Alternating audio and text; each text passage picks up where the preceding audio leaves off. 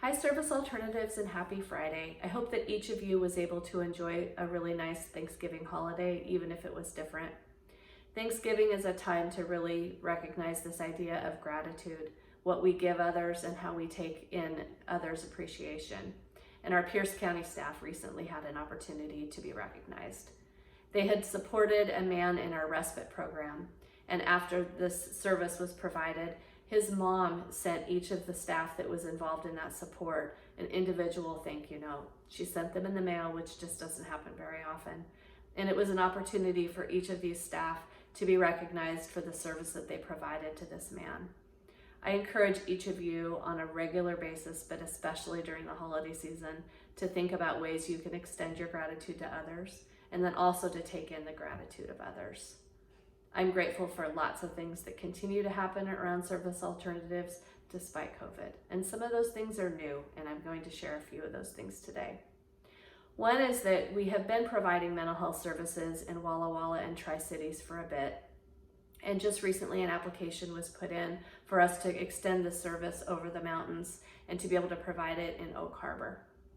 The mental health license allows us to provide individual and family counseling to both clients that we support in other services and to the general public. What this means is that we are able to contribute to the mental health of the communities around us, and that's absolutely in alignment with our mission. We also have applied to be able to bill 2 other insurance companies, which again means that we are able to reach more people. Having the mental health license is something that was talked about around Service Alternatives for many years. I, for one, was a part of that conversation. And a small but mighty team of people have really turned that dream into reality. And I'd like to extend my appreciation for Opal, Bobby, Troy, and Chrissy, all Service Alternatives employees who have worked really hard to make this happen. And also to Jim Renner, a consultant that we've worked with on a number of things over the years, who has helped us figure out how to make this possible. It's one thing that we can continue to do in our communities to help provide strength, and I'm just excited about this new service. The second thing that I'd like to talk about that's new is our foster care virtual nights that have been offered. This has been done by Krista Hendrickson as well as by a rotating group of foster care licensors who meet with foster families who might be interested or individuals that might be interested in becoming licensed with us. They have between 11 and 17 people that attend, and just in the last 3 months, there have been 120 people that they have reached that could be interested in becoming foster parents. Becoming a foster parent is a huge decision. It's not something that we support anybody to take lightly, but it has allowed our folks to have an opportunity to meet with people that are interested, to answer their questions, to tell the stories, to talk about the crisis that our state foster care system is in and the true need for families. It's been a way to be able to reach these people in a new way through Zoom, like so many things that we are doing these days. But I'm excited about the new way of having a recruitment activity really yield potential families. So I want to thank Krista and the foster care licensing team for all the work that you've done on that front. The last thing that's new that I'd like to share is something that I had never seen before, and that is our Region 3 Children and Family Services programs have created a virtual Christmas giving tree. This area, so the area is Snohomish, Skagit, Island, and Whatcom counties, has traditionally had giving trees they put together for kids in our foster care programs, and those trees have been distributed to local offices. It is allowed for staff who might be interested in participating or for community offices that are around us to participate to get a giving tag and purchase gifts that go toward foster kids.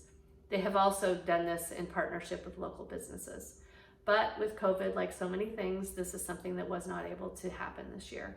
What they did instead is they created these amazing virtual giving trees where there's a tag for the child, and that tag goes right to an Amazon list and helps you look at what that child's size is, what that toy might be that they're wanting for their Christmas gift idea list. And it's just a way of being able to continue to support kids in foster care. There's a sample for anybody looking at the email list of what this virtual tree looks like. But for any of you that might be a part of other community giving tree groups, it might be something you want to pass forward to them. New things continue to happen at Service Alternatives, and new things are one thing that help a lot of us stay fresh and sane during this time. I wish each of you the opportunity to think about what that self-care means for you. For some of you, it's doing things that are new and different. For others of you, it's doing things that are part of your routine. I recently have been doing some different cooking things. I included a recipe for oatmeal applesauce bread that I made that was delicious. And that's on this email that's attached to this message. And there are also activities that are arts and crafts based that you might do. I recently did something called diamond painting that Karina told me about. I would never have imagined I'd do something like that, but that was something fun for me to do that was new and different. And for some of you, you're going to need more support than what just traditional self-care might look like. And I remind each of you as SA employees that our Employee Assistance Program is available to you. I encourage each of you to recognize that you might be experiencing things that are just hard right now. Some of you might be struggling with sleep. Some of you might be flirting with depression. Some of you might be experiencing anxiety. And I encourage each of you to make sure that you get the help that you need and to recognize that this situation we are in is not normal and you might be having responses that are not typical for yourself, and to please get help you might need. And I can't have a Friday message without at least doing a simple reminder to wear your masks, use your hand sanitizer, wash your surfaces, and continue to stay safe out there, SA. Thanks for everything you do.